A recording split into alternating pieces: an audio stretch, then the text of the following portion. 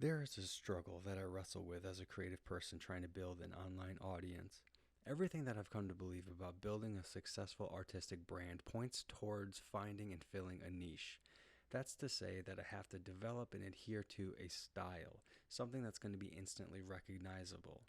And I believe that there's a lot of truth to this, but I've also come to believe that there is a major pitfall to this way of thinking as well, and I've experienced both sides of the coin. I still have in my possession the dozen or so drawings that I created in which it was clear to me that I had finally found my style.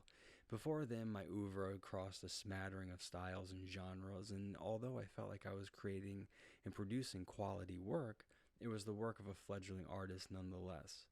But then I found my visual signature, and it was my eureka moment. I was absolutely elated. I obviously kept creating in this style and working to develop it, and I've been sharing these works consistently online for quite a while now, and I've been receiving really good feedback in the form of followers, subscribers, comments, likes, and purchases. This has been great, but I've been feeling like I'm starting to stagnate. The work that I'm creating has been comfortable for me and not really posing much or any challenge. I feel like I've stopped growing and I've stopped developing as an artist. But this past summer, year 2020, I painted three murals. One, which was my largest work, pushed me way out of my comfort zone. I'm completely out of my comfort zone. The scale was enormous. The imagery was not in what I would consider my wheelhouse, and I worked on the thing like a full-time job for a month. It was terrifying, but it showed me that I can grow. It also showed me that despite enjoying these quick paintings that I produce and share across my various social media accounts, I'm absolutely craving work that is more substantial. I need to make work that takes days to weeks, not merely minutes to hours. So one evening, I sketched out a canvas and I began painting it. The image I absolutely loved, the message I loved, the reason for the work I loved, the process I hated. The canvas is actually still on my easel. It's in front of me right now as I do this voiceover, and I have no desire to finish it because the medium is wrong.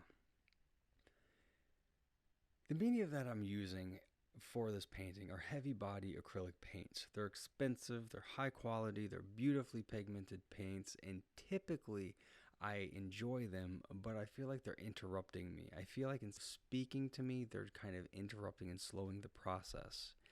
Instead of forcing that painting, I just chose to walk away from it. And I started painting the one that you're watching here. I had no real vision going into it, but I just knew that I had to make something. Because if I walked away from the canvas that was on my easel and just called it a night, then that would be the last thing that I remembered from that painting session, and I need a win. I can't stop anything that I'm doing unless I get a win, because I don't need that negativity following me out of whatever I'm endeavoring. So I needed something that would help me to loosen up, to force my creative thinking to pivot, yet to keep me comfortably within my niche of portraiture.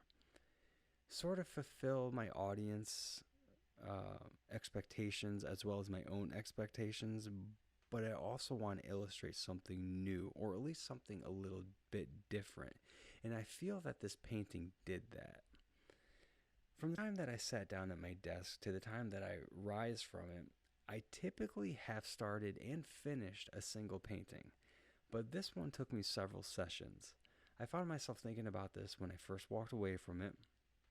I found myself thinking about it when I went to bed, and I was still thinking about it when I woke up.